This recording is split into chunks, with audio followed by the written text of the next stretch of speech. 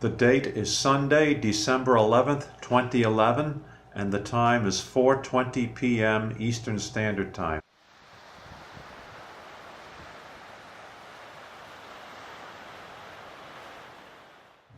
We are on Fire Island National Seashore at Smith Point, Suffolk County, Long Island, New York.